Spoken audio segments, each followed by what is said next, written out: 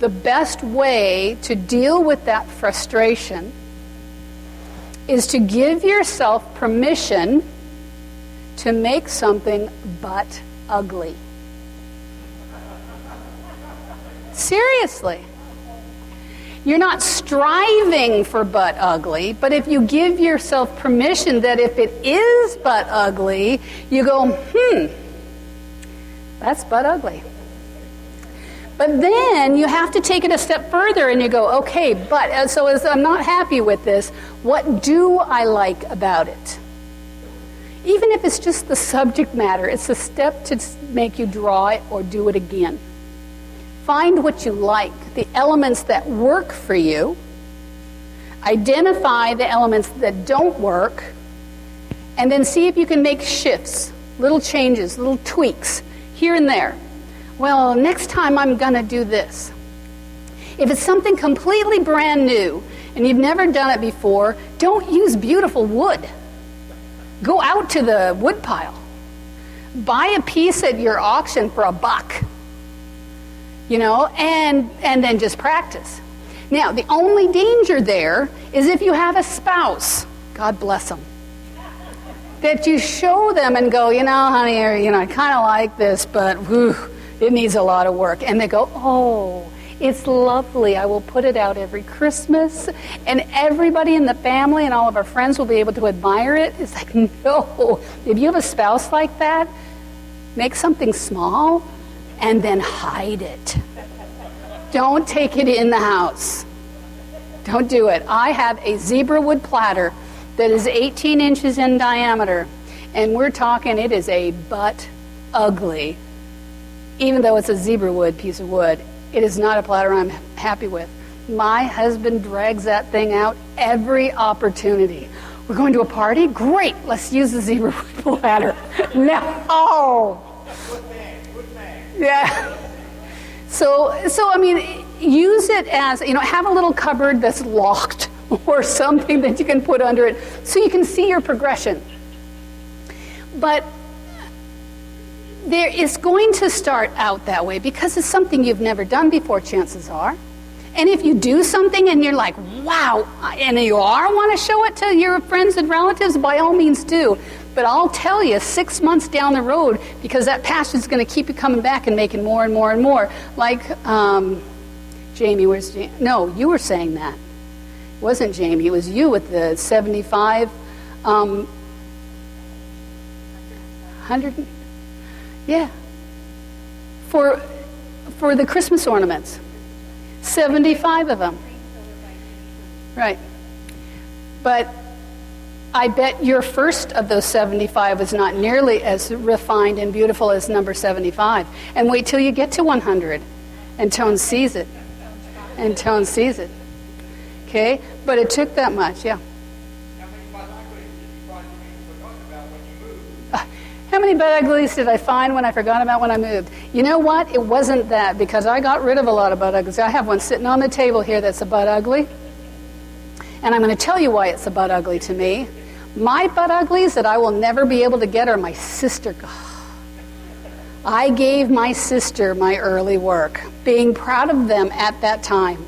I look at them now, there's tear out, there's sanding lines, the forms are not good, and I beg her every year, please, I will give you a bowl that will sell in a gallery for $700.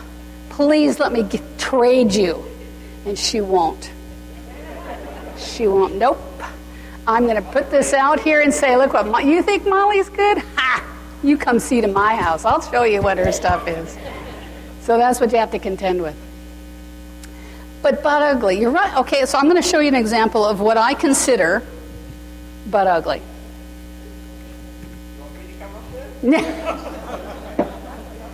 All right.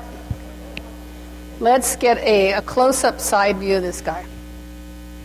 And I'm going to show you through the evolution of design and what amazing things can happen the more you stick with something and keep the journey going. When I first started turning, all I wanted to turn were bowls and platters, because that's just where my interest was at the time. when I realized that I wanted to sell my pieces. Okay, my OCD is getting in here. Can we put this in the middle of the... Oh, thank you. God bless you. Okay. Sorry about the red dot.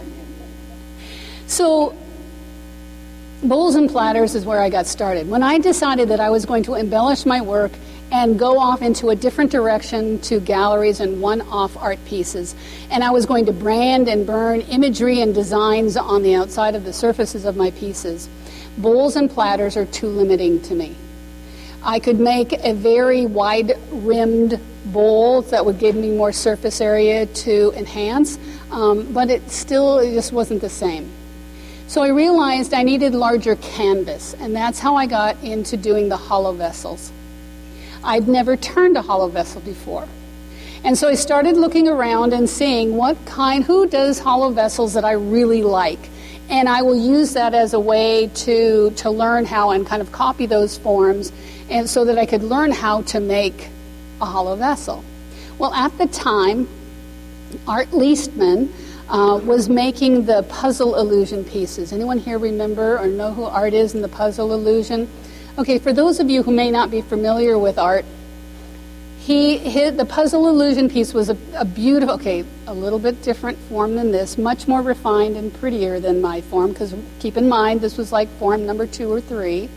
But he had this beautiful kind of Grecian form, and he would finish off the top of because when you hollow it, there's a round hole, right? Well, he would finish off that open hole with this collar, a separate piece of wood. Usually he used ebony or something that was some kind of a contrast to the body of the piece that was just stunning and really gave it an elegance and a really finished look.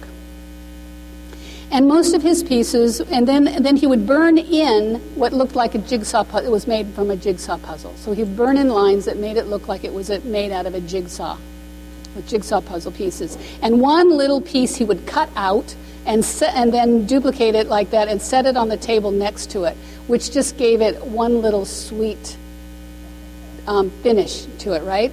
So I looked at his pieces. Beautiful, Grecian. If you look carefully, you can see these lines in here. That's because I did kind of a patchwork in the basket weave, because again I was influenced by the puzzle, but I just thought, I'll just do like patches of it. And I didn't like that either. But anyway, so that was my first one, one of my first ones. I posted it on the World of Woodturners website to get some feedback and get some ideas of what people thought of this. And Don Derry, who lives in Kittitas, over on the east of the mountains, he's a very, very well-known wood turner who does a lot of color. He was one of the very first wood turners that introduced color to our medium. And he has almost like it looks like a glass finish of lacquer on the outside of his vessels that make them, a lot of people mistake them for glass-blown pieces. Exquisite, an amazing technician and form and execution of skill.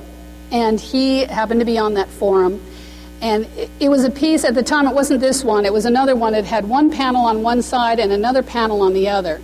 And one panel had some hunters dancing around a bonfire, and the other panel had a herd of buffalo.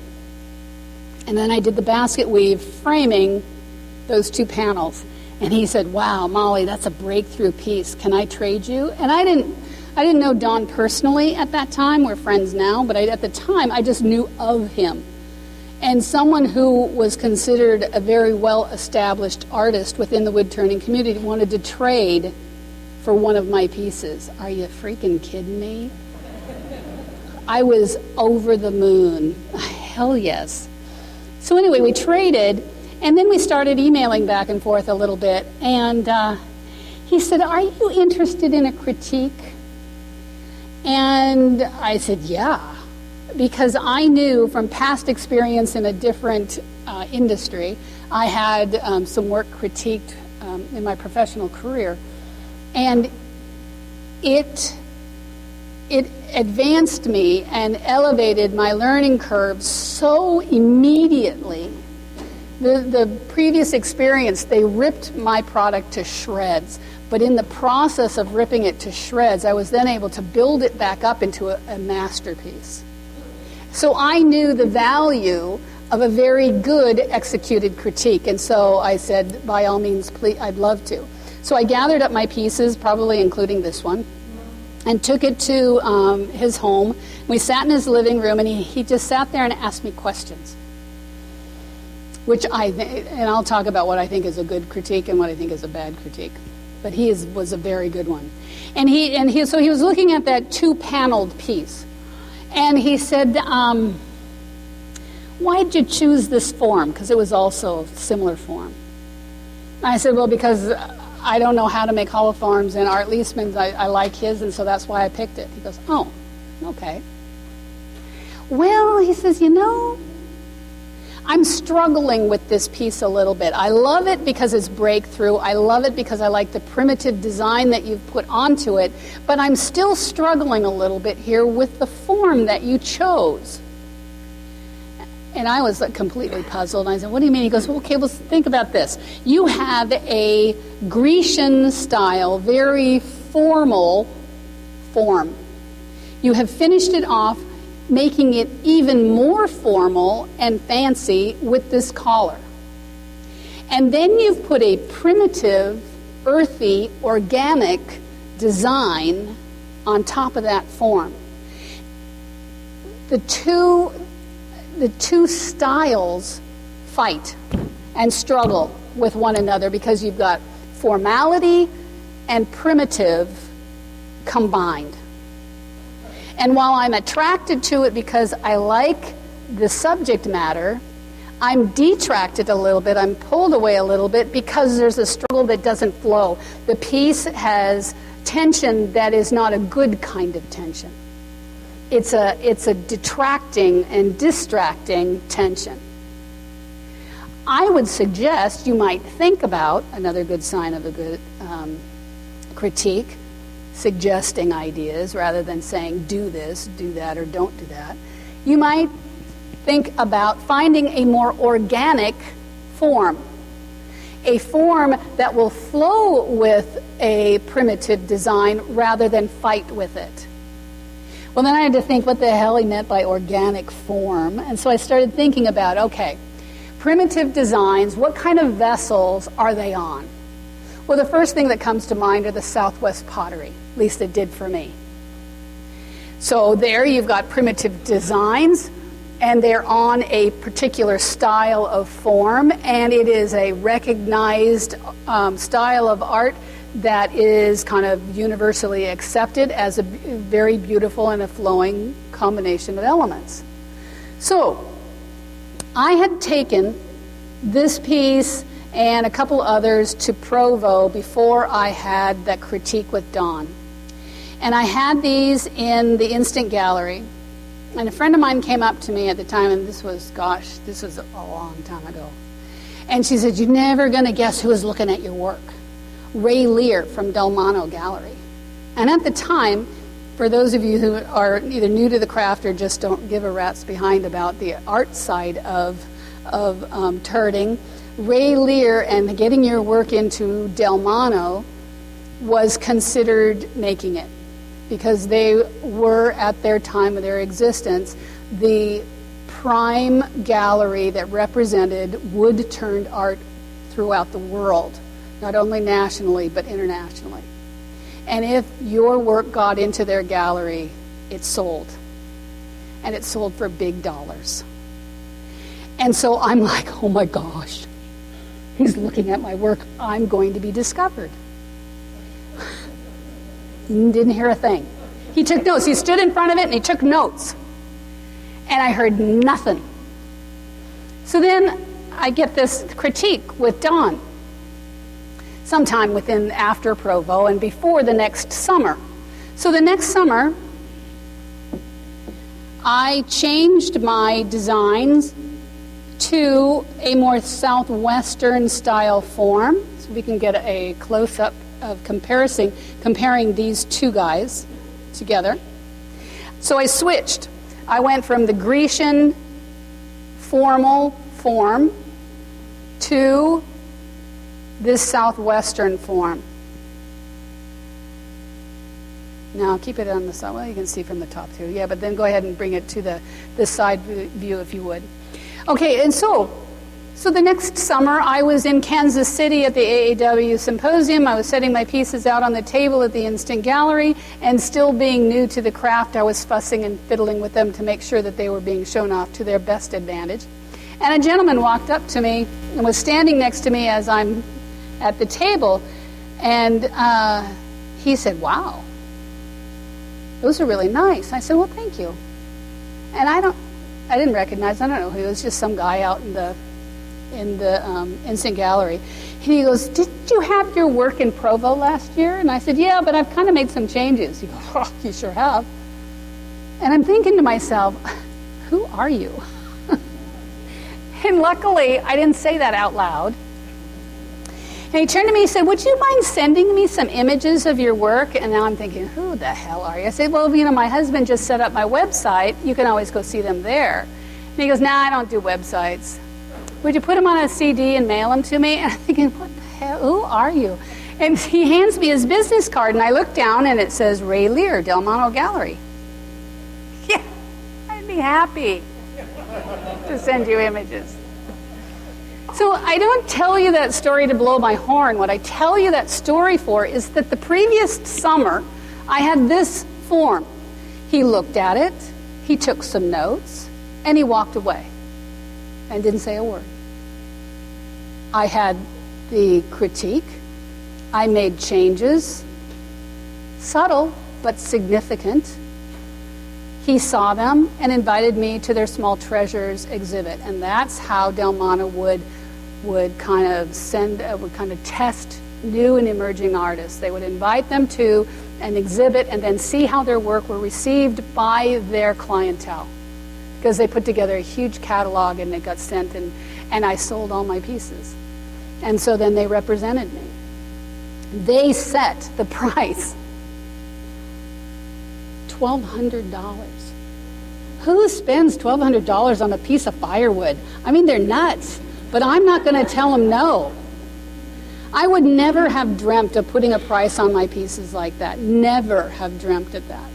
But that was the effect of a good, valuable critique. I listened to the questions. I made thoughtful considerations in order to answer them, listened to his feedback and what he suggested that I might consider or think about, held on to the ones that I felt of value, put aside the ones that I thought, that doesn't, I have a reason why I'm doing this, I'm not going to change it or whatever. So I took the information in, jostled it around my head, and then made some changes. And as a result of that, my work started getting recognized and started selling.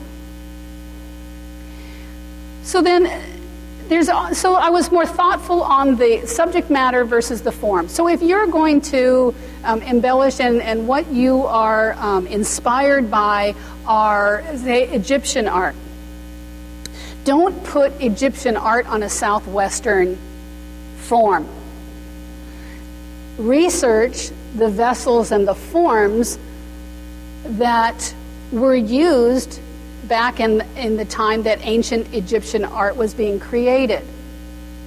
And look and be inspired by those forms. They don't have to be carbon copies, but they should be within a class of a similar class.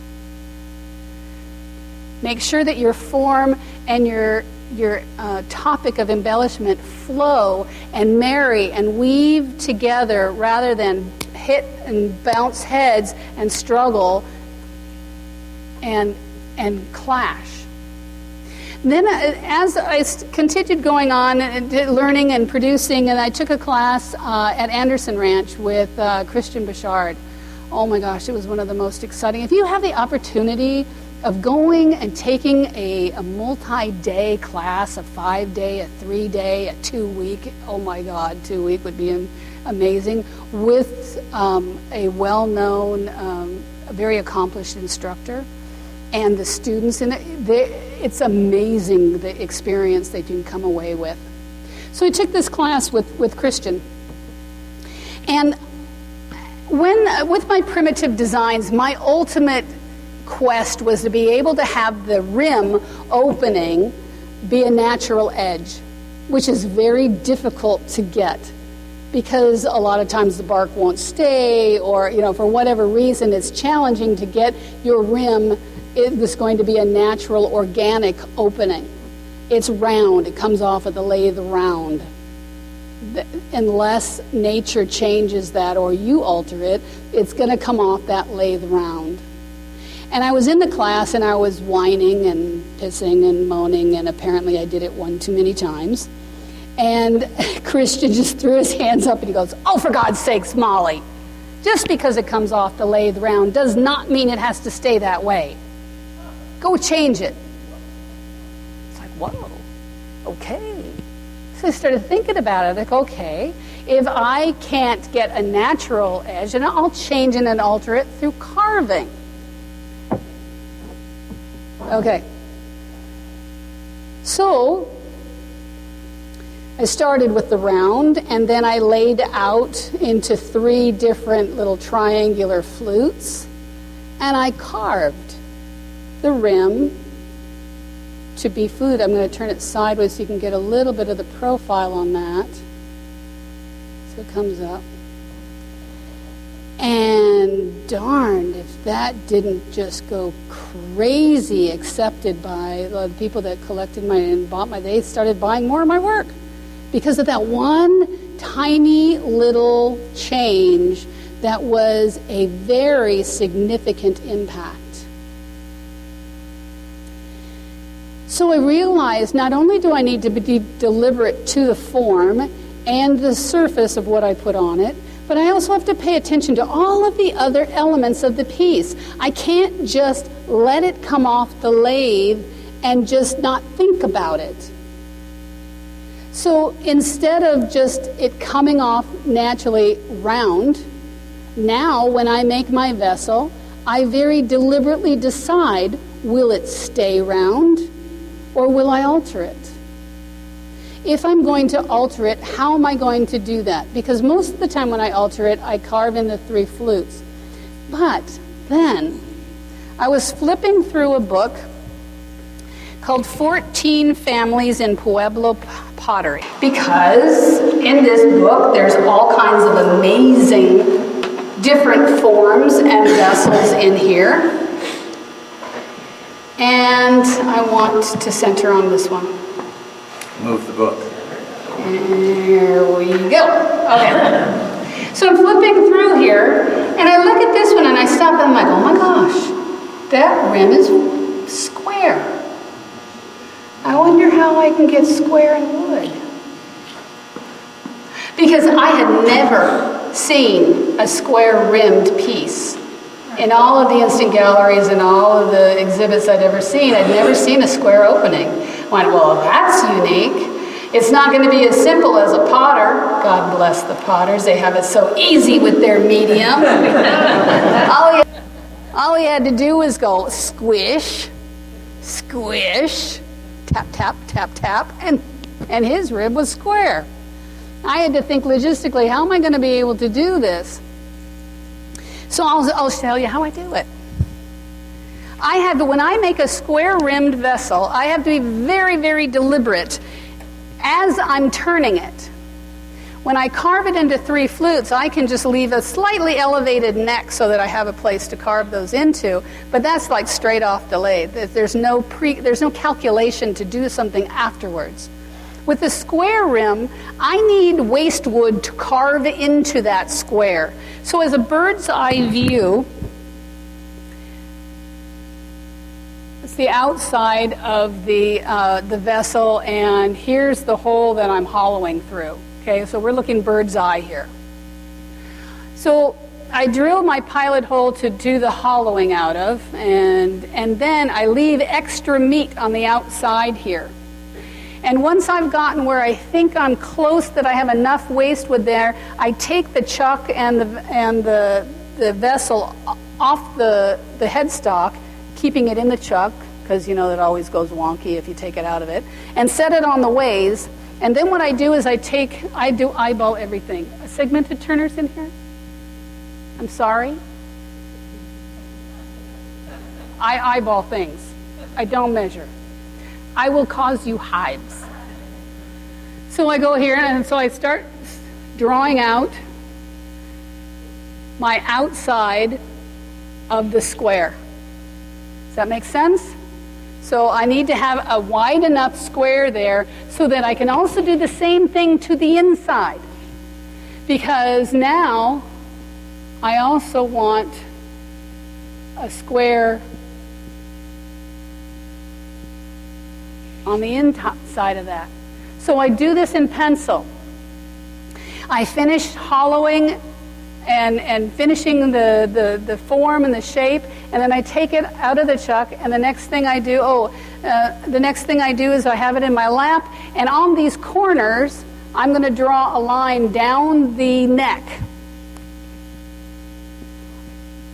At least a quarter of an inch, depending on the size of the vessel. I'm going to come down here, and I'm going to leave those pencil lines, and I am not going to take those pencil lines off. I'm not going to erase them. I'm not going to carve them away. Because what I'm going to do now is I'm going to take my carving gouge, like my reciprocating carver, and I'm going to carve up the neck to this line. And carve that away, up, up, up, up, up, leaving that line, and doing the same thing all the way up so that I take all of this part away. Is that making sense? Then on the inside, once I've done that on the outside of the neck, then I'm going to go to the inside hole, and I'm going to carve out to these little corners. I'm going to carve those little triangles away. So I'm going to carve them away, and then I'm going to sand them, and I'm going to form them and make sure they're all nice and smooth and all that kind of good stuff. And so I did that. I have another but ugly to show you, yes. I use a rotary burr on my Dremel, like a ball burr, or actually more of a cylindrical one to get into that corner. He's asking what tool do I use to get to carve away that inside square. So there he is. This is the very first one. This is the first one I ever made. So you can see the square. So this is where I carved up. So there's a slight curve here that I carved from about where that score line is straight up to along that edge, leaving that pencil line right down this corner, down this corner here, so that I could keep these sharp corners and not accidentally carve them away. Okay? Now let's take a look at a side view. So there he is. And it is butt ugly. And I kept looking at this, and I was enamored, absolutely thrilled with the technical ability to make a square rim. But I kept looking at it. And I also did something different too, because I carved up here. I thought, well, it's going to be a whole lot easier for me to not have to sand and get, those carving marks, all of those minute carving marks out of here. Instead of doing the basket weave on the base, I'll do it on the neck. I'll reverse my design. I'll put the body of the imagery on the base, and then and that took care of not having to sand up here, which I thought was also genius.